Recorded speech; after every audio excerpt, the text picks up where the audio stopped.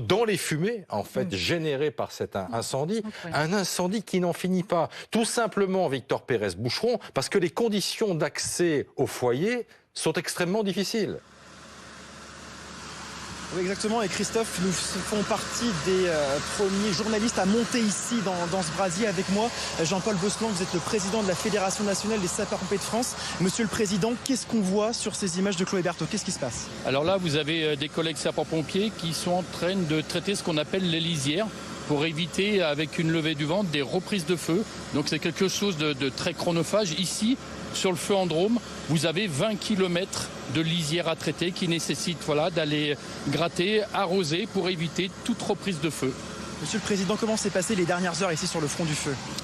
C'est une mobilisation forte de tous les personnels, des sapeurs-pompiers, qu'ils soient professionnels et volontaires. C'est aussi, on l'oublie parfois de le dire, toute la mobilisation des personnels administratifs et techniques qui sont en base arrière pour assurer toute la logistique nécessaire au feu. L'avantage de la nuit, c'est que les températures baissent, le vent baisse aussi. Ça nous permet d'aller lutter contre les propagations trop importantes du feu. Rapidement, un message de prévention, c'est important aussi de le rappeler. La prévention, c'est indispensable. On rentre dans la période touristique.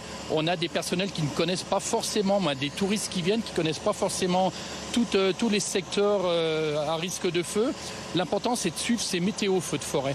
La météo feux de forêt, quand on est en zone rouge, oui, c'est pour la protéger. C'est pour protéger aussi les personnes qui restent balader. Donc, quand c'est des zones qui sont fermées, dangereuses, tout simplement, il ne faut pas y aller. Il ne faut pas non plus, mais on le rabâche, ne jamais jeter les mégots. Un mégot, c'est 1000 degrés à la tête de la cigarette. Donc, forcément, dans une végétation qui est très sèche avec le période de canicule, c'est des départs de feu immédiats. Jean-Paul Bosselan, est-ce qu'il reste encore des foyers inaccessibles ici dans la Drôme?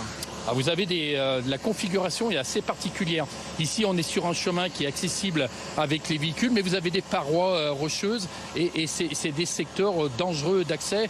Et j'ai une pensée pour le collègue de la Savoie hier qui est décédé justement dû à la chute d'un bloc rocheux. C'est des zones qui sont dangereuses et accessibles uniquement à pied. Élargissons au niveau national, quels sont les moyens déployés ici dans la Drôme, mais aussi partout en France? Alors ici en Drôme, vous avez des renforts bien sûr de toute la région en Alpes, mais aussi tout à l'heure je suis allé saluer des relèves de la partie est de la France, de tous les départements est de la France qui venaient en renfort, et donc il y a une relève et c'est donc des nouveaux collègues qui viennent ici en renfort, mais c'est aujourd'hui l'ensemble du territoire qui est touché. On a entre 20 et 30 feux par jour sur l'ensemble du territoire, y compris sur la partie Bretagne, sur la partie centre de la France, en plus de toute la zone du sud, du sud-ouest jusqu'au sud-est. Et aujourd'hui, c'est vraiment le sujet. Nous ne sommes que le 9 juillet. Avec une période très défavorable au feu de forêt. On va avoir une période, un été très très compliqué sur le feu de forêt, d'où le message auprès de la population, soyez vigilants, ça évitera tous ces départs de feu et cette mobilisation intense. Jean-Paul Bosselan, on a vu ces images d'hélicoptères, c'est assez étonnant, mais en quoi ils vous aident ces militaires ici sur le terrain? Ils viennent aussi sur les traitements des lisières, ils viennent aussi nous donner un coup de main. On a des équipes spécialisées qui viennent faire des attaques de feu bien particulières justement pour limiter la propagation du feu. Merci beaucoup Jean-Paul Bosselan. Voilà, vous l'avez compris, les pompiers vont travailler encore longtemps sur ce feu dans la Drôme. Il est toujours actif, la tête de feu n'avance pas, mais l'arrière du feu lui continue de progresser.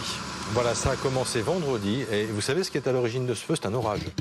Un orage, un éclair qui est à l'origine de ce feu.